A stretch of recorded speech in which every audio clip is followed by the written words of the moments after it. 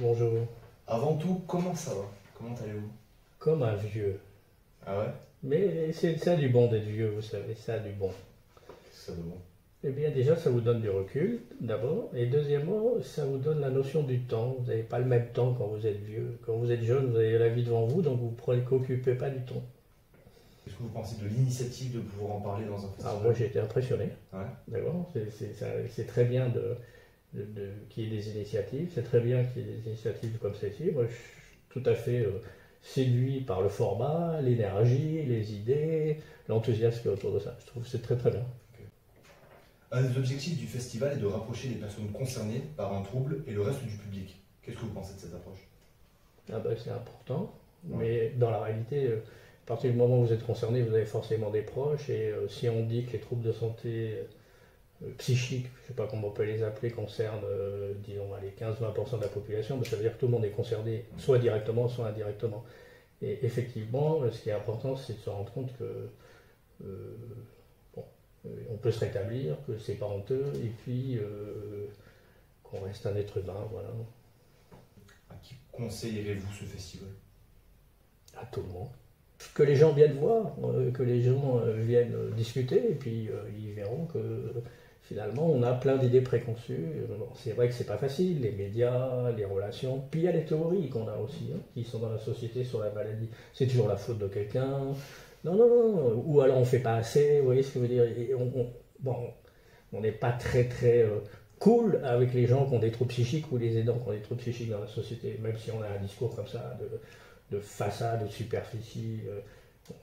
On est encore très rejetant vis-à-vis de cette question. Et je pense qu'un festival comme ça peut aider, voilà, que tout le monde vienne voir. À Passer, l'inclusion? passer. Oui. Passé. Voilà. Ouais. Passer, ça veut dire venez. Oui, bien sûr, bien Voilà. sûr. Toujours dans le même festival, des soignants vont parler de leurs problèmes de santé mentale. Est-ce que vous pensez qu'on peut travailler dans ce domaine en ayant soi-même un trouble psychique? Alors, dans votre question, il y a deux parties. Les soignants, ils sont comme tout le monde.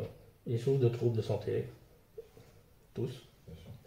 Et ils souffrent de troubles de santé mentale parce que c'est des troubles fréquents dans la population. Donc ça, c'était un sujet tabou, c'était que les soignants, ils en parlaient pas trop. C'est un autre problème, c'est que les soignants, ils prennent pas soin de leur santé. Si on regarde par exemple des indicateurs comme l'espérance de vie ou les maladies chez les soignants, sont beaucoup plus importants que dans la population générale. Ce qui pose une question, c'est est-ce qu'on peut être un soignant sans soin de sa propre santé? Mon avis personnel, c'est non. D'accord. Ça s'est tranché comme avis. Oui, et c'est très important. Vous ne pouvez pas euh, comprendre, travailler avec les autres sur des problèmes de santé, alors que vous n'avez pas compris travailler sur vous-même, sur comment je me maintiens en bonne santé, comment je me sors des histoires de maladie ou pas, parce que des fois on ne sort pas des histoires de maladie, c'est la vie. Et si ces questions-là, vous n'avez pas un peu appréhendé vous-même, eh bien, vous avez du mal à appréhender les questions des autres. Donc ça se fait dans ce sens-là. C'est après avoir compris et être relativement serein avec sa propre santé pour ensuite pouvoir aider les Et, autres avec bah leur oui, santé. c'est très important ça. Ouais, carrément. Très très Ah important. oui, oui, carrément. D'où le terme de tarésence d'ailleurs. Hein. Bah, alors, dans le terme, alors, si on veut dire deux mots sur le terme de pérénance, là encore, en psychiatrie, on crée des espaces, des mots qui voudraient qu'il y ait une spécificité qui existe, hein, de la maladie mentale. Les pérénances, ce sont des médiateurs de santé, en fait. Ce sont des personnes qui ont expérimenté la santé, mais qui connaissent le système de santé et qui vont aider les personnes à naviguer avec leurs problèmes de santé dans le système de santé. Ce sont des éclaireurs, si vous voulez. Est-ce que tout le monde est concerné par les enjeux qui entourent la santé mentale? Oui et non.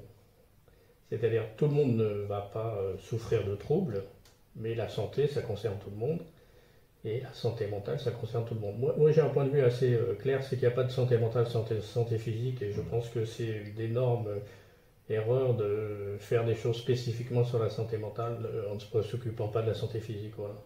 Que l'un va forcément avec l'autre. Ben, la santé, c'est un tout. Oui. C'est un tout en tant que personne, c'est un tout en tant qu'individu, mais c'est aussi un tout en tant qu'individu dans un système social. Donc si on commence à faire des morceaux comme ça, et souvent en santé mentale, on est là, stigmatisation, machin, truc bidule. Personnellement, je pense que insister sur la santé mentale, c'est aussi courir le risque de la stigmatisation, alors que la santé, c'est le problème de tout le monde. Et là, a priori, on devrait diminuer le niveau de stigmatisation des gens. Ok. Est-ce qu'il y a un événement marquant, une rencontre ou une situation qui a changé votre regard sur la santé mentale?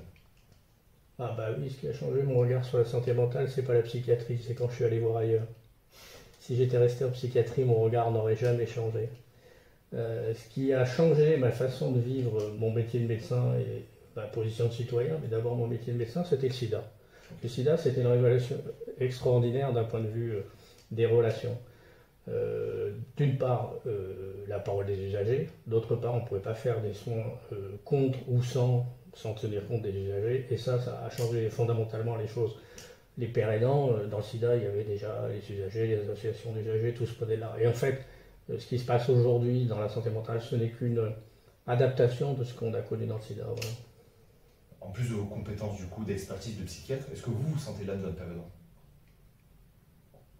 Ah, ça c'est une grande question. Est-ce que je me sens l'âme d'un père aidant? En partie oui, parce que bon, c'est pas un sujet tabou.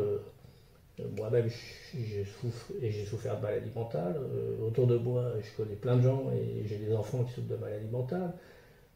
Donc, bon, ça ne me donne pas l'âme d'un père aidant, ça me donne une connaissance. Bon, j'ai des connaissances techniques et une partie de mon métier, c'est une certaine façon d'être un père aidant, c'est-à-dire d'aider les gens dans les processus de rétablissement et puis aussi aider les gens dans quelles sont les ressources que je peux utiliser, soit dans l'univers médical, psy, soit ailleurs. D'après vous, quel est le facteur de vulnérabilité le plus problématique? En termes de santé, Oui. La pauvreté. Voilà. Ah, carrément. Carrément. Ah, oui, carrément. La pauvreté. La pauvreté au sens général, hein, ce n'est pas que la misère. La pauvreté, c'est de ne pas tenir compte de ses besoins élémentaires. Les besoins élémentaires, c'est les besoins élémentaires. Dormir, avoir un toit, se nourrir, voilà, toutes les choses basiques qui sont capitales. On ne peut rien construire si on n'a pas les bases. Et donc le plus grand modèle de vulnérabilité de tous les troubles de santé et de santé psychique, c'est la pauvreté. Et la violence psychologique et physique auxquelles on est confronté. Mais pauvreté et violence sont quand même les deux. Alors, c'est pas les causes, parce que c'est pas aussi simple que ça. Mais en tout cas, oui, c'est des facteurs qui aggravent ou qui vont précipiter les choses. Peut-on se rétablir d'un trouble psychique? Alors, ça, c'est une découverte. Les gens découvrent ça. Alors, comme on ne connaît plus l'histoire et qu'on raconte que des histoires, on a oublié. La psychiatrie, elle est née parce que des gens se sont rendus compte que ce qu'on appelait les fous, ils pouvaient guérir. Donc vous avez la réponse. Et après, pourquoi on n'a pas mis ça dans sa tête? Parce qu'il y a une ambiguïté dans la psychiatrie. C'est la question du discernement de la liberté et la question de l'internement. La psychiatrie, tant qu'elle ne se libère pas de la question d'être un instrument de contrôle social, ça ne veut pas dire qu'on ne peut pas donner notre avis sur la dangerosité, des choses comme ça, mais nous n'avons pas à nous substituer aux juges, au système de contrôle social, même si nous devons participer. Et comme on n'a pas réussi à être au clair, en tout cas en France et dans d'autres pays, sur cette question-là, eh bien on s'est laissé aveugler, si vous voulez, par des questions plus de sécurité, de chronicité, plutôt que, effectivement, dans la maladie mentale, il n'est pas écrit qu'on ne puisse pas en guérir ni se rétablir. Qu'est-ce qu'il y aurait du coup aujourd'hui à améliorer dans le domaine de la santé mentale? Beaucoup de choses. Comme je suis vieux, ouais, je peux essayer de faire une perspective de ce que j'ai vécu qui ne vaut que par rapport à mon expérience. Ouais, alors, le système de soins en général, il a très peu changé. En médecine, dans les autres disciplines, mes collègues qui ont fait d'autres disciplines que la psychiatrie, ils ont vu beaucoup de choses changer. Et en psychiatrie, eh bien, on est toujours dans les mêmes discussions, les mêmes débats. Donc ça pose un problème, c'est que ça bouge le système en lui-même très doucement. À l'inverse, il y a quand même toute cette énergie qui est très positive, des pères aidants, les usagers, il y a des professionnels quand même qui bougent, vous voyez ce que je veux dire. Il y a une énergie. Mais les facteurs de changement, ils restent relativement réduits parce qu'on a des indicateurs pour savoir ce que c'est dans notre métier, des stratégies de santé qui sont efficaces. Le plus grand, c'est la mortalité. Si on regarde la mortalité des gens qui souffrent de troubles psychiques, eh bien, elle a très peu changé au cours des 50-100 dernières années. C'est un énorme problème, ça. C'est pour ça qu'il faut revenir à ce que je disais au début.